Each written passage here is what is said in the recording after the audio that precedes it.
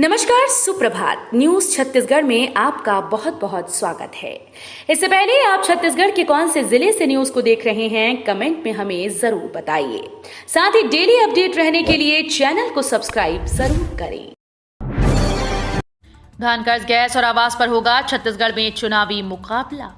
छत्तीसगढ़ के चुनावी रण में कांग्रेस भाजपा दोनों ही दलों के बीच धान कर्ज गैस और आवास पर मुख्य मुकाबला होगा। पार्टी सूत्रों के अनुसार धान के समर्थन मूल्य, किसानों की कर्ज माफी, महिलाओं के लिए सस्ता गैस सिलेंडर और गरीबों के लिए आवास योजना को दोनों ही दल अपने घोषणा पत्र में शामिल कर रही हैं। कांग्रेस 18 लाख गरीबों को आवास देने तो भाजपा हर गरीब को छत देने की बात कह रही है। इसी तरह धान के मूल्य और किसानों को सब्सिडी देने की योजनाओं पर दोनों दांव खेलने को तैयार हैं। दिवाली में पटाखों की बिक्री और जलाने को लेकर जारी हुई नई गाइडलाइन। हर साल दिवाली त्योहार पर आतिशबाजी के बाद हवा में प्रदूषण का स्तर बढ़ जाता है। इसे लेकर रायपुर जिला प्रशासन ने आदेश जारी कर दिया। इस आदेश के अनुसार दिवाली पर केवल 2 घंटे ही पटाखों को जलाने की अनुमति होगी, यानी दिवाली के दिन रात 8 बजे से 10 बजे तक ही पटाखे जला सकते हैं। इसके साथ ही दिवाली के मौके पर केवल हरित पटाखों की बिक्री होगी। इतना ही नहीं, जिला प्रशासन ने कहा कि यदि इन आदेशों का कोई उल्लंघन करता है तो उसके खिलाफ सख्त से सख्त कार्रवाई की जाएगी। छत्तीसगढ़ में वोटर्स को रिझाने के लिए बट रही है साड़ी। छत्तीसगढ़ के सरगुजा जिले की सीतापुर विधानसभा में कांग्रेस प्रत्याशी अमरजीत भगत और सेना से इस्तीफा देकर आए भाजपा प्रत्याशी रामकुमार टोप्पो के बीच कांटे का मुकाबला देखा जा रहा है। लिहाजा वोटर्स को रिझाने के लिए सीतापुर विधानसभा में साड़ी, कंबल और अन्य प्रलोभन की सामग्री बांटने की चर्चा अब आम हो चुकी है। इस बीच सोशल मीडिया में साड़ी बांटने का वीडियो जमकर वायरल हो रहा है, जो सीतापुर विधानसभा के नर्मदापुर के खालपारा का बताया जा रहा है। इस वीडियो को भाजपा प्रत्याशी ने अपने व्हाट्सएप ग्रुप पर डाला है। शाह और शर्मा के खिलाफ चुनाव आयोग पहुंची कांग्रेस, भड़काऊ भाषण देने का लगाया आरोप।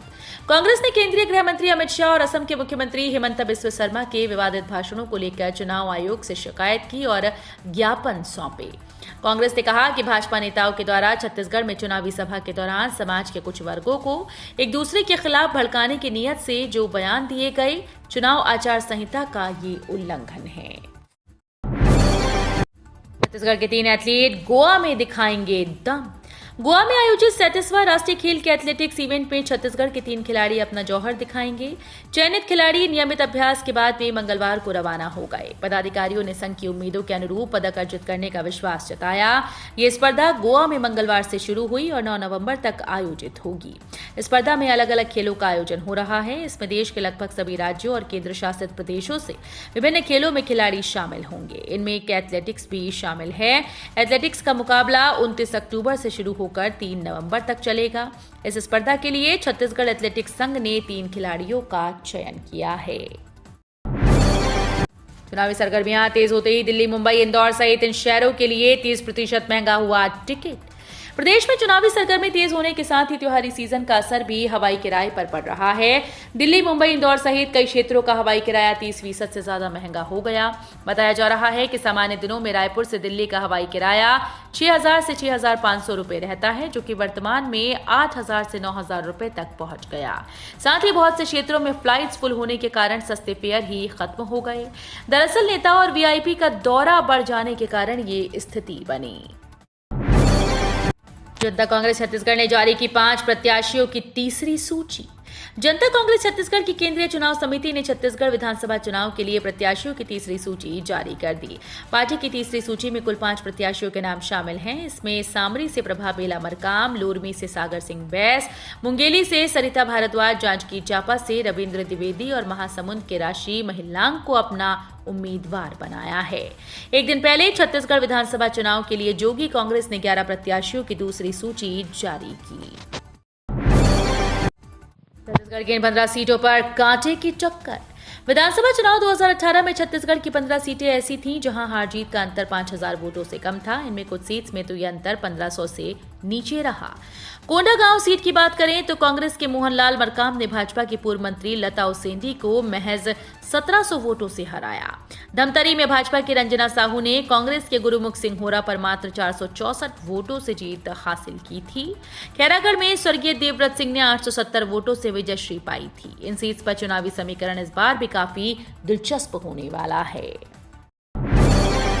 चुनाव से पहले कांग्रेस को बड़ा झटका, विधायक किस्मत लाल जनता कांग्रेस छत्तीसगढ़ में शामिल। विधानसभा चुनाव के पहले कांग्रेस को बड़ा झटका लगा। टिकट न मिलने से नाराज सरायपाली से कांग्रेस विधायक किस्मत लाल नंद गुरुवार को जनता कांग्रेस छत्तीसगढ़ में शामिल हो गए। पार्टी ने उन्हें सरायपाली से टिकट भी दे दिया है। जानकारी के अनुसार महासमुंद जिले के सरायपाली सीट से कांग्रेस विधायक किस्मत लाल नंद टिकट कटने से नाराज थे। कांग्रेस ने यहां से चातुरी नंद को अपना उम्मीदवार बनाया। किस्मत लाल नंद ने विधायक रेणु जोगी और पार्टी के प्रदेश अध्यक्ष अमित जोगी की मौजूदगी में JCCJ का दामन थामा। सीएम ने पीएम और आरएसएस प्रमुख पर देश को गुमराह करने का लगाया आरोप। मणिपुर हिंसा पर राष्ट्रीय स्वयंसेवक संघ के प्रमुख मोहन भागवत के बयान को लेकर सियासत तेज हो गई। मुख्यमंत्री भूपेश बघेल ने उन पर कटाक्ष करते हुए मणिपुर हिंसा के पीछे विदेशी ताकतों का हाथ होने की आशंका जताई। बघेल ने प्रधानमंत्री पर निशाना साधते हुए कहा कि एक हमारे विश्व गुरु हैं जो कहते हैं कि हमारी सीमाएं सुरक्षित हैं, दूसरी ओर संघ के प्रमुख जो कहते हैं कि बाहरी ताकत उसमें लगी है। दोनों मिलकर तय कर ले कि सच कौन बोल रहा है, क्योंकि दोनों की ही बात में विरोधाभास है। भूपेश बघेल बोले, कांग्रेस के 4 वादों से भाजपा की बोलती बंद। मुख्यमंत्री भूपेश बघेल ने भाजपा और केंद्र सरकार पर जमकर निशाना साधा। मुख्यमंत्री बघेल ने कहा कि कांग्रेस ने 4 वादे किए, इससे भाजपा की बोलती बंद हो गई। मुख्यमंत्री बेमेतरा विधानसभा क्षेत्र साजा बेमेतरा नवागढ़ के कांग्रेस प्रत्याशियों के नामांकन दाखिल कार्यक्रम के लिए आयोजित सभा में शामिल हुए। कर्ज माफी की घोषणा को लेकर मुख्यमंत्री ने मीडिया से चर्चा में कहा कि कोरोना काल के कारण किसानों के हित में कर्ज माफी का फैसला लिया गया है। आचार संहिता के चलते फीकी रही ऐतिहासिक मुरिया दरबार की रस्म। छत्तीसगढ़ के बस्तर में 75 दिनों तक मनाए जाने वाले विश्व प्रसिद्ध दशहरा पर्व में गुरुवार को मुरिया दरबार की रस्म पूरी की गई। इस रस्म में बस्तर के राजकुमार कमलचंद भंजदेव समेत बस्तर कलेक्टर विजय दयाराम और सभी प्रशासनिक अधिकारी और दशहरा पर्व समिति के सभी सदस्य मौजूद रहे। विधानसभा चुनाव की वजह से कोई भी जनप्रतिनिधि इस मुरिया दरबार में नहीं पहुंचा। हर साल इस मुरिया दरबार में प्रदेश के मुख्यमंत्री पहुंचते हैं और बस्तर दशहरा समिति के सदस्य मांझी चाल की मुखिया के लिए घोषणाओं का पिटारा खोलते हैं। चुनावी बाजार में बड़ी सीए की मांग, खर्च का लेखा जोखा बनाने संपर्क कर रहे प्रत्याशी। विधानसभा चुनाव की सरगर्मी अब तेज हो गई है और प्रत्याशियों द्वारा नामांकन फॉर्म भरना शुरू हो चुका है। ऐसे में प्रत्याशियों के लिए अपनी आय और खर्च का लेखा जोखा तैयार करना किसी चुनौती से कम नहीं। इस चुनौती से निपटने के लिए राजनीतिक दलों के प्रत्याशी लगातार विशेषज्ञों से संपर्क कर रहे हैं। मालूम हो कि चुनाव आयोग ने व्यय के लिए जितनी राशि तय की उसका लेखा जोखा कर रिटर्निंग ऑफिसर से सत्यापित करना पड़ता है। इसके बाद पर्यवेक्षक इसकी जाँच भी कर सकते हैं। 18 लाख फर्स्ट टाइम वोटर्स के लिए कांग्रेस का मैराथन, भूपेश बघेल और कन्हैया कुमार होंगे शामिल। छत्तीसगढ़ में 7 और 17 नवंबर को 90 सीटों पर मतदान होंगे। राज्य में इस बार 2 करोड़ से अधिक वोटर मतदान करने वाले हैं, लेकिन पहली बार मतदान करने वालों पर सबकी निगाहें टिकी हैं, क्योंकि चुनाव में फर्स्ट टाइम वोटर्स की संख्या 18 लाख से ज्यादा है। कांग्रेस ने युवाओं को साधने के लिए राजधानी रायपुर में 30 अक्टूबर को एक बड़ी मैराथन करने जा रही है। इस मैराथन के 100 विजेताओं को पैसे की जगह अनोखा इनाम देने की तैयारी की गई है। दरअसल 30 अक्टूबर को राजधानी रायपुर में वोटर जागरूकता मैराथन किया जाएगा। छत्तीसगढ़ में बढ़ रही गुलाबी ठंड, आने वाले 3 दिनों में पारा और गिरेगा। छत्तीसगढ़ में आने वाले दिनों में ठंड बढ़ने वाली है। मौसम विभाग के अनुसार आने वाले 3 दिनों में न्यूनतम तापमान में और गिरावट के आसार हैं। इसके चलते ठंड में बढ़ोतरी होगी। बुधवार को रायपुर का न्यूनतम तापमान 19.3 डिग्री सेल्सियस दर्ज किया गया, जो सामान्य से 1 डिग्री सेल्सियस कम रहा। प्रदेश भर में ARG सोनहत सबसे ठंडा रहा। यहाँ का न्यूनतम तापमान 14.1 डिग्री सेल्सियस दर्ज किया गया।